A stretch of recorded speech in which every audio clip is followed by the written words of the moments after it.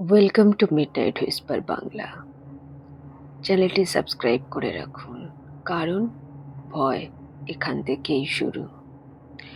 আজকের গল্প সত্যি ঘটনা অবলম্বনে এক ভুতুড়ে রেলওয়ে স্টেশনের অভিজ্ঞতা।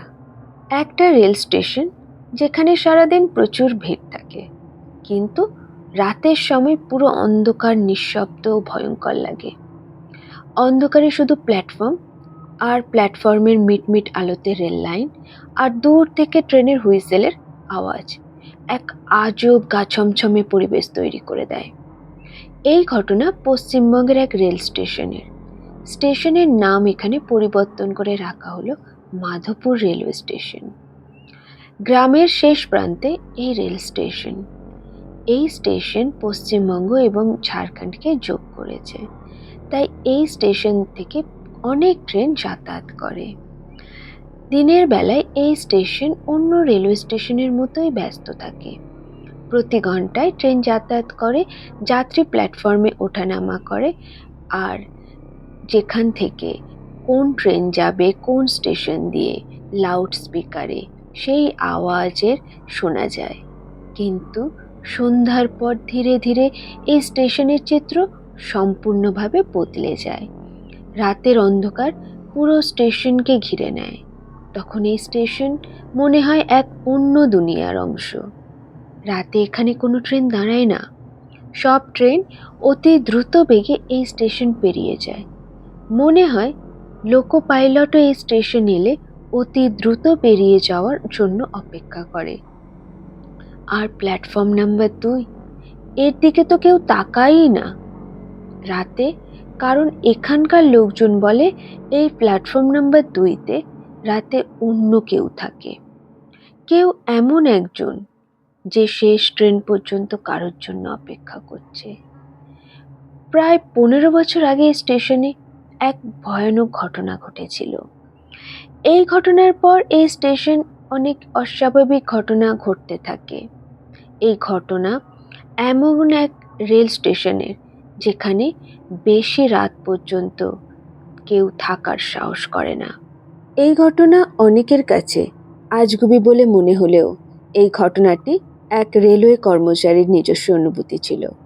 যদি আপনি এই স্টেশনের প্ল্যাটফর্ম নাম্বার 2-তে রাতের বেলায় দাঁড়িয়ে থাকেন, তাহলে হয়তো আপনিও এই অনুভূতি করতে পারেন।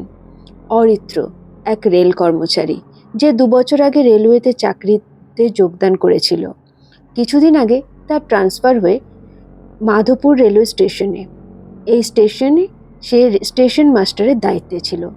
যেহেতু ছোট স্টেশন, তাই সেখানে বেশি কর্মচারী ছিল না। রাতের শেষ ট্রেন যাওয়ার পর তাকে বাইরের প্ল্যাটফর্মে আসতে হতো। তারপরে সে টিকিট কাউন্টার বন্ধ করে ভিতরে আরাম করত। অরিত্র রাতে ডিউটি করতে করতে এতটা অভ্যস্ত হয়ে গিয়েছিল যে রাতে ডিউটি করতে তার আর ভয় লাগতো না।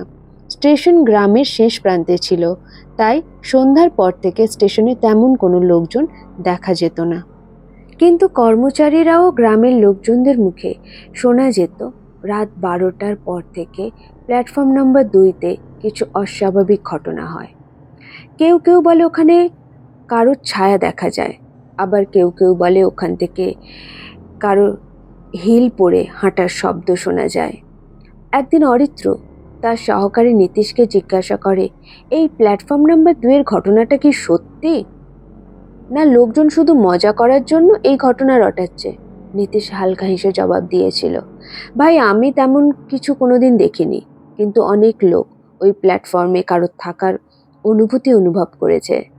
তোমার আসার আগে একজন গার্ড ছিলেন, যিনি বলেছিলেন প্ল্যাটফর্ম নাম্বার 2-এ একজন মহিলা বসে থাকতেন, কিন্তু যখন কাছে গেলেন দেখলেন সেখানে কেউ নেই।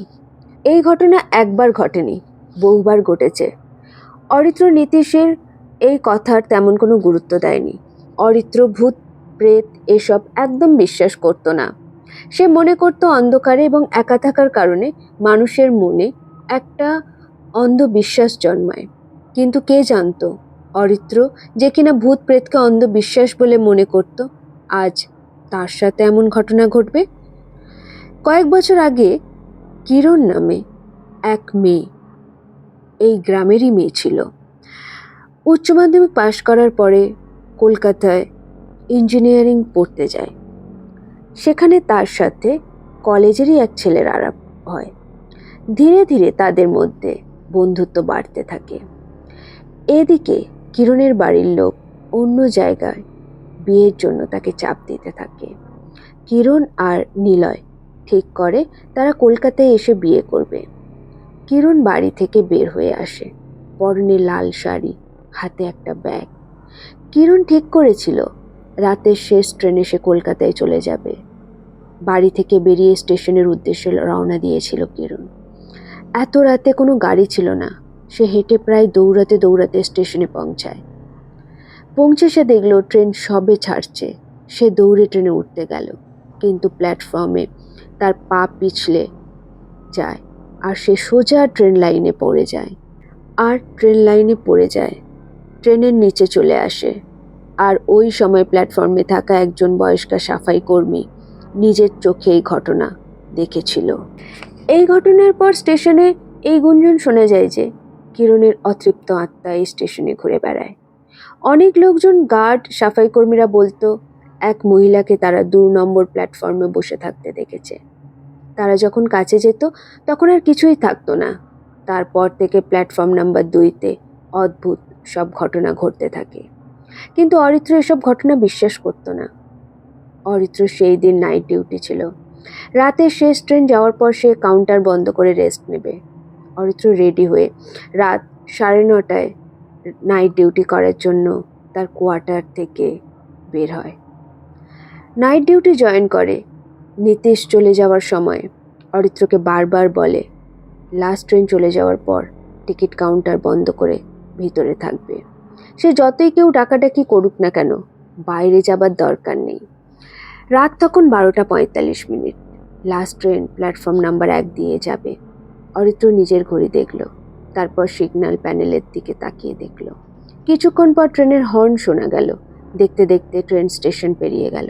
অরিত্র স্বস্তির নিঃশ্বাস ফেলল। সে উঠে কাউন্টার ঘরের দিকে যেতে গেল। এমন সময় দেখতে পেল 2 নম্বর প্ল্যাটফর্মে কেউ বসে আছে। সে ভালো করে দেখল, তখন আর সেখানে কেউ ছিল না।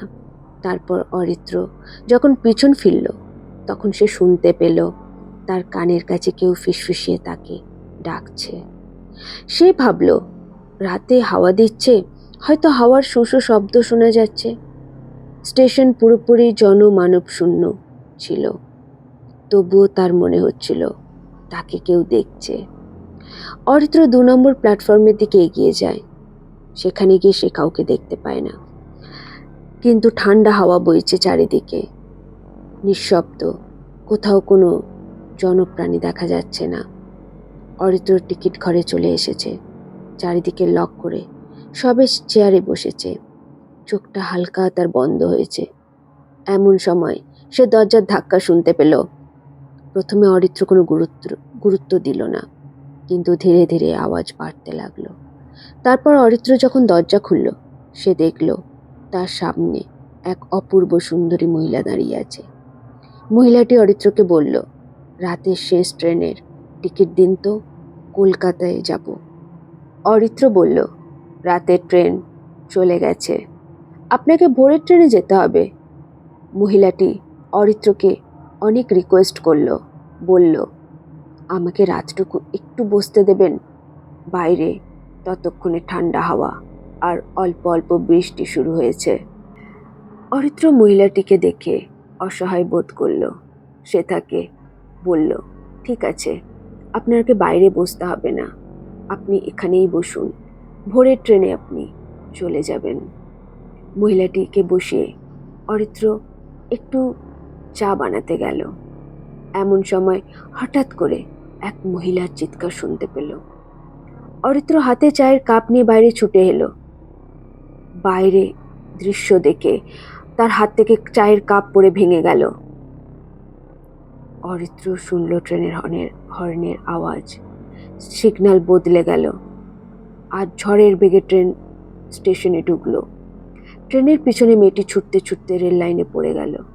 ঘটনাটি ঘটতে কয়েক সেকেন্ড সময় লাগলো। ছুটে গিয়ে সে দেখল রেল লাইনে, কিন্তু সেখানে তো কিছু নেই। রেল লাইন থেকে মাথা তুলে দেখল মেয়েটি তার সামনে দাঁড়িয়ে আছে। তার মুখ ভর্তি শুধু রক্ত, আর চোখ দুটো নেই। চোখের মাঝখানে কালো গর্ত, সেখান থেকে রক্ত পড়ছে।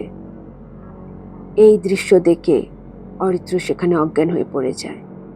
পরের দিন যখন তার জ্ঞান ফেরে, তখন সে দেখে তার কোয়ার্টারের বিছানায় সে শুয়ে আছে। অরিত্র নীতিশের কাছে জানতে চায় সে এখানে এলো কিভাবে। নীতিশ তাকে জানায় ভোরের বেলায় কিছু লোক কাজে যাচ্ছিল। তারা অরিত্রকে স্টেশনে পড়ে থাকতে দেখেছে এবং সেখান থেকে নিয়ে নীতিশকে খবর দিয়েছে। নীতিশ তাদের সহায়তায় অরিত্রকে কোয়ার্টারে নিয়ে এসেছে। অরিত্র নীতিশকে সব জানায়। তারপর তারা এক প্যারানর্মাল এক্সপার্টকে ডাকে। সে এসে তার যন্ত্রপাতি দিয়ে অনেক কিছু জানতে পারে। বলে মেয়েটি আজ ওই স্টেশনে লাস্ট ট্রেনের অপেক্ষায় আছে, যাতে উঠে সে তার প্রেমিকের কাছে যেতে পারবে। এরপর অরিত্র রেলের ঊর্ধ্বতন কর্তৃপক্ষকে তার বদলির জন্য চিঠি লেখে। বারবার চিঠি লেখার পর 1 মাস পরে তার অন্য স্টেশনে বদলি হয়ে যায়।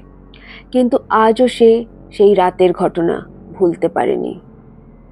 যে অরিত্র কোনোদিন ভূত প্রেত এসবে বিশ্বাস করত না, শেষ পর্যন্ত সেও বিশ্বাস করতে বাধ্য হয়েছিল যে মাধবপুর রেলওয়ে স্টেশনে রাত্রে আজও 2 নম্বর প্ল্যাটফর্মে একটি মেয়ের অতৃপ্ত আত্মা ঘুরে বেড়ায় শেষ ট্রেনের অপেক্ষায়।